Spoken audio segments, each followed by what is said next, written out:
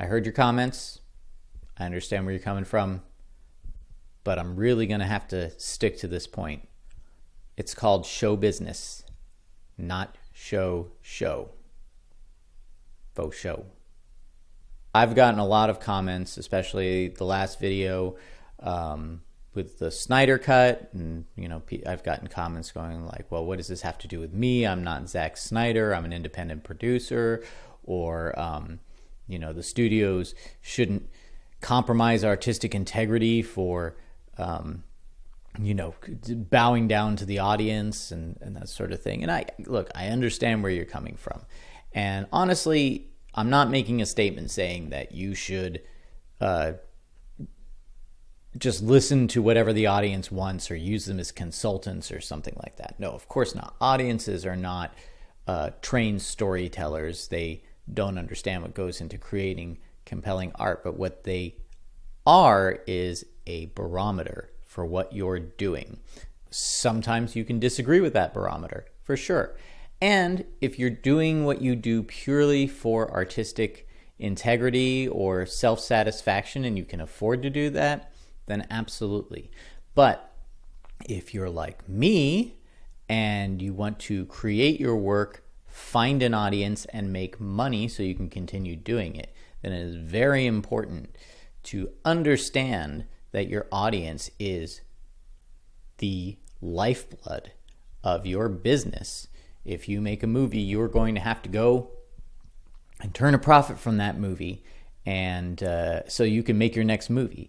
And if you have investors, they're only going to invest in you so many times before they go, this person isn't making me any money. Who can make me money? Or, maybe I can take that money and invest in some real estate.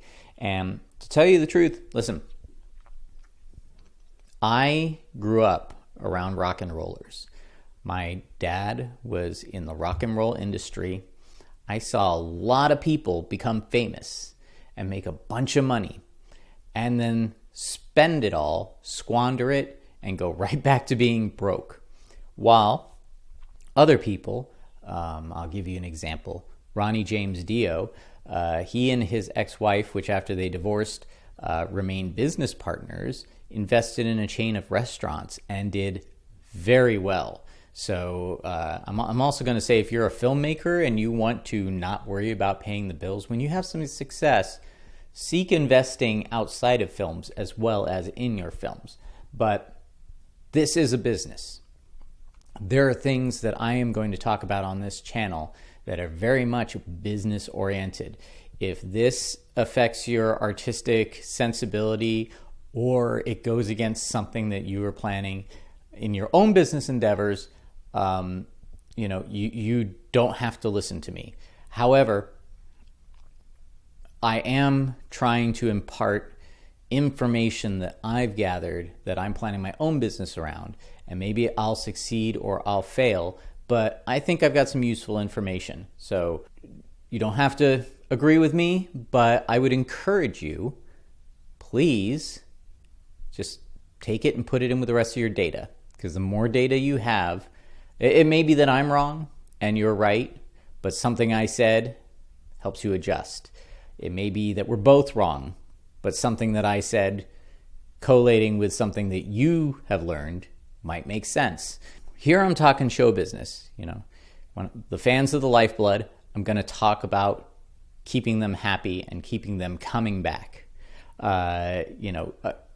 Artistic integrity, when things are done well, when there's good values that have captured an audience, there are things you need to maintain that, to keep that going. It can keep going exponentially, or it can be going really strong and be handed off to somebody else who doesn't understand it, and it crashes.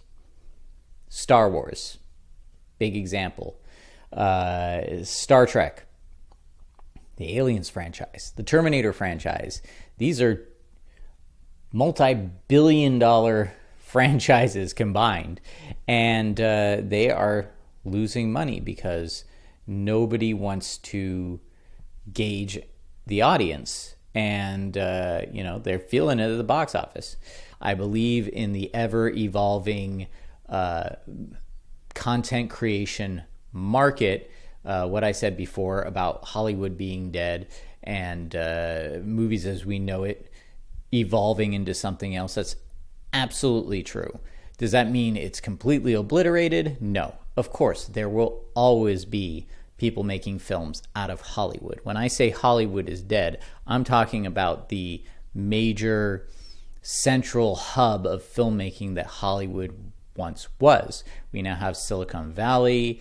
Bollywood's been around for decades, of course, but people, independent creators, content creators, are everywhere now. They do not have to live in Hollywood. They do not have to get Hollywood's approval. They do not need Hollywood's money to do what they want. And all of this can equal monetary worth. They can make a profit. And that's what I'm getting at when I say this. Hollywood will never undo that. Hollywood will never overcome that. We may still have the hurdle of Silicon Valley being too monopolistic, and that is certainly a concern that everyone should have and be paying attention to. That's going to make a big difference. But that isn't about competing in the free market. That's about Silicon Valley essentially strong-arming the free market away from content creators and making it so you can only go through them as a bottleneck. And there are a lot of bottlenecks out there. There's media bottleneck, there's Silicon Valley bottleneck. We still have a lot to overcome. Will a lot of independent creators just like somehow rise up and overthrow Hollywood with this wave of amazing content? No. The world of content creation is going to be extremely competitive. Somebody made a point that there are new apps coming up all the time and they're all trying to emulate the Hollywood formula. And yes, that's absolutely true. And yes, that is a terrible mistake. The people who are going to transcend that and be ahead of the curve in independent content creation are the people who can think outside of that box. I believe myself to be one of those people, which is why I'm talking to you now. And yes, there are a lot of filmmakers still aspiring to the Hollywood model or still aspiring to break into Hollywood and become major movie directors. And that's about as hopeful a plan as saying, I'm going to become a rich and famous rock star. It will happen to one or two of them every once in a while. But for people like you and me, we have an opportunity in this day and age that a lot of musicians and filmmakers of bygone era never had, and that is to say, I'm going to be a filmmaker right now, and I'm going to create content right now, and I'm going to make money doing it right now. Will you become rich and famous? Again, the odds of that are the same as becoming a rock star. But with the information that I'm talking about in my videos, I do believe you can make a living, and a good living, and continue to expand and grow your production company or your content creation company or whatever we're going to call it, or agree to call it or not agree to call it.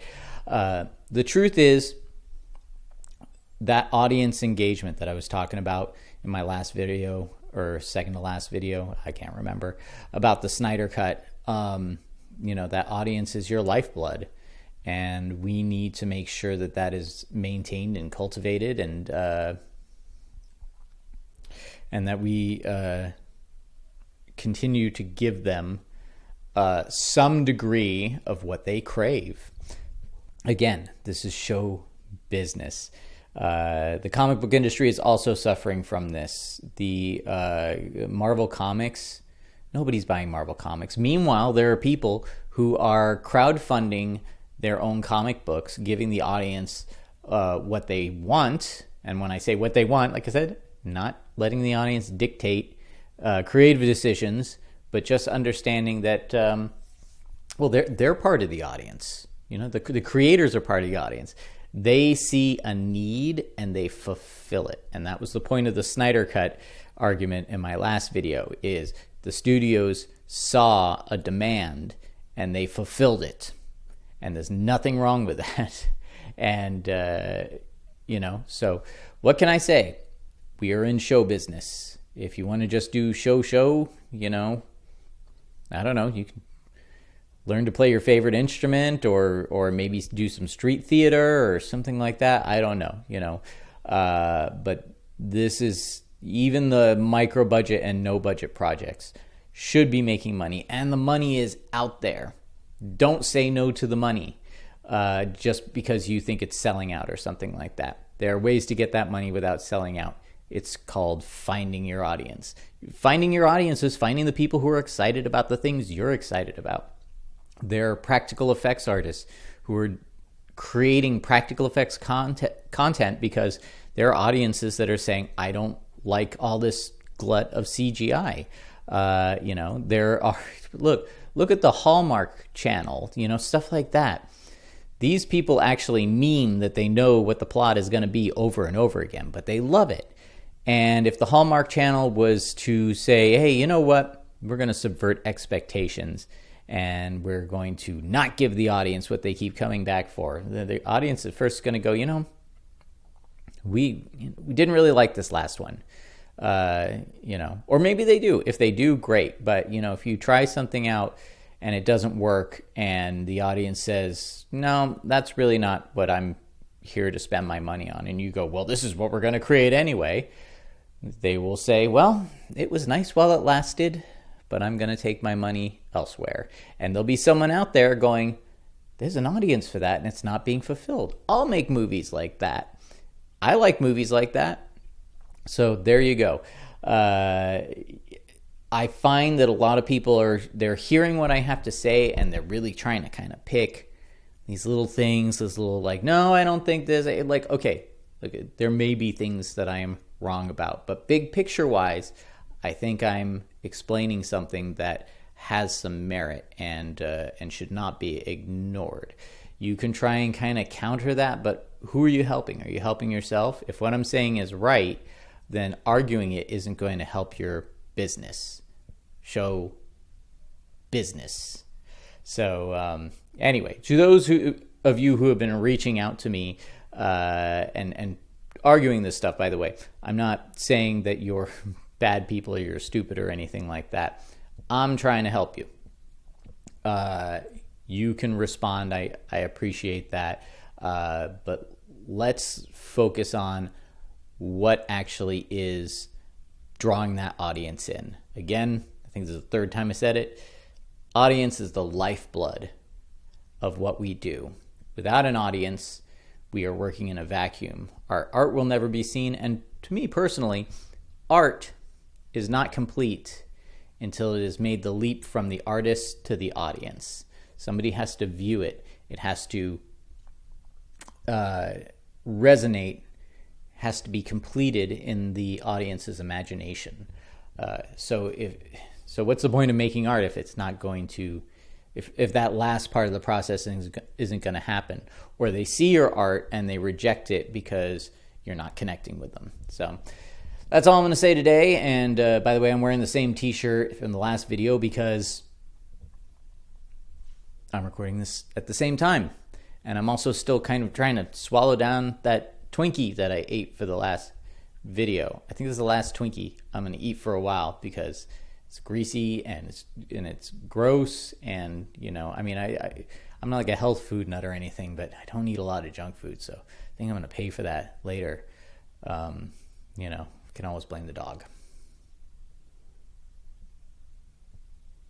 It's the dog's fault you're not making money. I'm going to be coming at you with more interviews, tutorials, behind the scenes looks at some projects I'm working on right now. I'm currently working on a music video. I'll have to check and see if I'm actually allowed to post anything about that before I do, but some cool special effects stuff, finding new young talent all the time. There's going to be some movies, feature-length movies that might be broken up into bites. I don't know. I'm not sure. But we're going into production in the fall, so I'll have more information on that. So don't forget to like this video, share it, subscribe, hit the bell for notifications, check out my Patreon and also the affiliate links if you want to order books or anything like that from my channel. And thank you so much for watching. I will be back with more content soon.